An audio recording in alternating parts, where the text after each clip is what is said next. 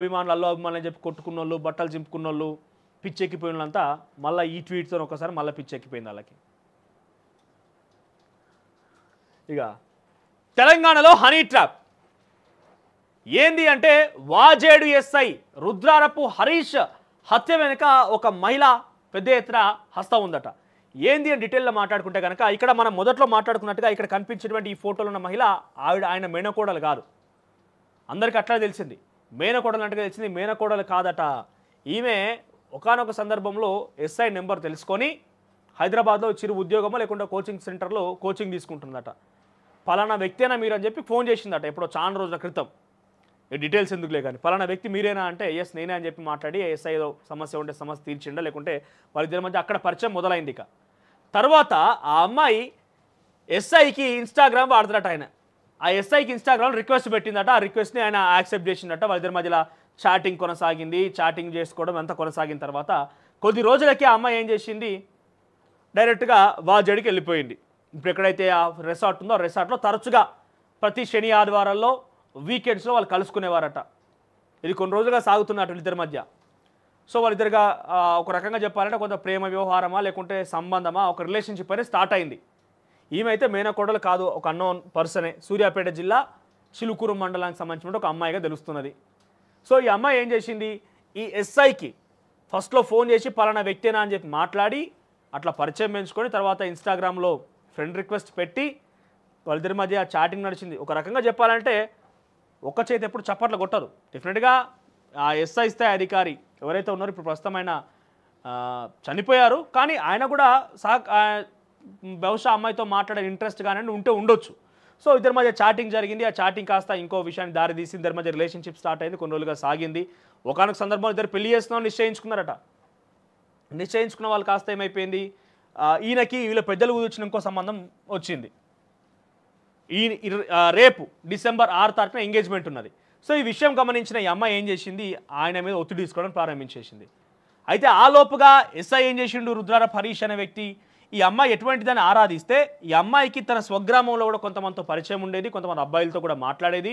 ముగ్గురు మీద ఈ రకంగానే పెళ్లి చేసుకుంటా అని చెప్పి మోసం చేసిన కేసు కూడా పెట్టింది అనే విషయాన్ని పూర్తిగా హరీష్ ఆ కేసు పూర్వపరాలు మొత్తం కూడా పరిశీలించి తెలుసుకున్నాడు. పోలీసు అధికారి కాబట్టి డెఫినెట్గా తెలుస్తాయి. సో తెలుసుకొని ఏం చేసింది, అమ్మాయి యొక్క వ్యవహారం బయటకు వచ్చిన తర్వాత ఇక నువ్వొద్దు నీకు కథొద్దని చెప్పి చెప్పిండట ఆయన.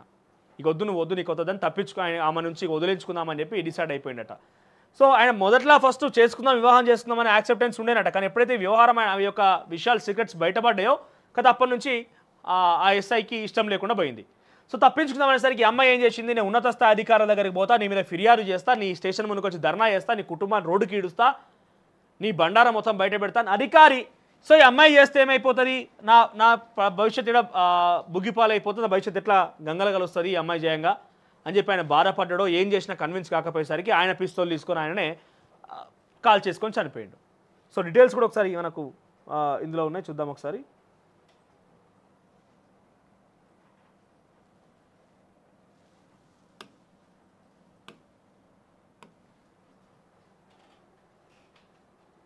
రైట్, ములుగు జిల్లా వాజేడు ఎస్ఐ రుద్రారపు హరీష్ ఆత్మహత్య ఘటనలో కొత్త కోణాలు వెలుగు చూస్తున్నాయి. తమ శాఖకు చెందిన యువ అధికారి సర్వీస్ రివాల్వర్తో కాల్చుకొని బలవన్మరణానికి పాల్పడ్డ ఘటనను తీవ్రంగా పరిగణించిన పోలీసు దర్యాప్తులు అనేక విషయాలు గుర్తించినట్టుగా సమాచారం. 7 నెలల కిందట హరీష్ ఫోన్కు ఒక కాల్ వచ్చింది. ఫలానా వ్యక్తేనా అంటూ ఓ యువతి ఆరా తీయడంతో మాటలు కలిశాయి. అక్కడ స్టార్ట్ అయింది. ఇక ఆమె ఇన్స్టాగ్రామ్లో ఫ్రెండ్ రిక్వెస్ట్ పెట్టడంతో హరీష్ కూడా అంగీకరించాడు. అప్పటి నుంచి ఇన్స్టాగ్రామ్ ద్వారా చాటింగ్ చేసుకునేవారు.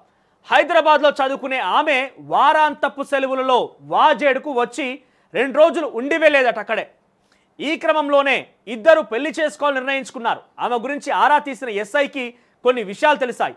సూర్యాపేట జిల్లా చిలుకూరు మండలానికి చెందిన ఆ 26 ఏళ్ల యువతి ఊర్లో ఉన్నప్పుడు 3 యువకులతో స్నేహంగా ఉండేదని, ఒకరు పెళ్లికి నిరాకరించడంతో చిలుకూరు పోలీస్ స్టేషన్లో ఫిర్యాదు చేయగా కేసు నమోదైంది. ఇది తెలుసుకున్న హరీష్ ఆమె పెళ్లి ప్రతిపాదన నిరాకరించి ఇంట్లో వాళ్ళు చూసిన సంబంధం చేసుకునేందుకు సిద్ధమయ్యాడు.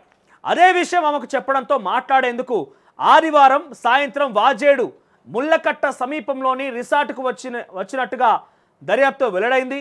అక్కడే ఇద్దరు మధ్య వాగ్వాదం జరిగింది. సెటిల్మెంట్ చేసుకోవడానికి ఎస్ఐ ప్రయత్నించారని, ఇందుకు సదరు యువతి ఒప్పుకోకపోవడంతో పాటు ఈ విషయాన్ని ఉన్నతాధికారులకు చెబుతానంటూ హరీష్ మనస్తాపం తో ఆత్మహత్య చేసుకున్నట్టుగా తేలింది. తమ కుమారుడి మృతికి ఆ యువతే కారణమంటూ హరీష్ తల్లిదండ్రులు ఫిర్యాదు చేయడంతో ప్రస్తుతం ఆమెను అదుపులోకి తీసుకొని విచారిస్తున్నట్టుగా సమాచారం అందుతున్నది. సో ఇది విషయం. సో నేనేమంటున్నా అంటే సరే ఈరోజు ఆయన ఈ లోకంలో లేడు, చనిపోయారు, ఆత్మహత్య చేసుకున్న విషయం అందరికి తెలిసిందే. సో ఆయన గురించి పెద్దగా మనం ఏం జరిగిందని తెలుసుకోకపోయినా కూడా నాకు తెలిసి ఆ యువతి తప్ప ఎంతైతే ఉందో డెఫినెట్గా ఆ స్థాయిలో ఉన్న అధికారి ఒక ఇన్స్టాగ్రామ్ ద్వారా ఫ్రెండ్ పరిచయమైనటువంటి అమ్మాయికి అంత లీనియన్స్ ఇవ్వడము, ఇక్కడికి తీసుకొచ్చుకోవడము, ఆ అమ్మాయితో మాట్లాడడము, ఇవన్నీ కూడా డెఫినెట్గా ఎస్ ఆ అమ్మాయి ట్రాప్ చేసింది కావచ్చు. కానీ ట్రాప్కి లోనైండి ఒక అధికారి అన్నప్పుడు డెఫినెట్గా అది అధికారి తప్పు కూడా ఉంటుంది. సో టూ సైడ్స్గా మనం ఆలోచిస్తే మాత్రం డెఫినెట్గా అమ్మాయి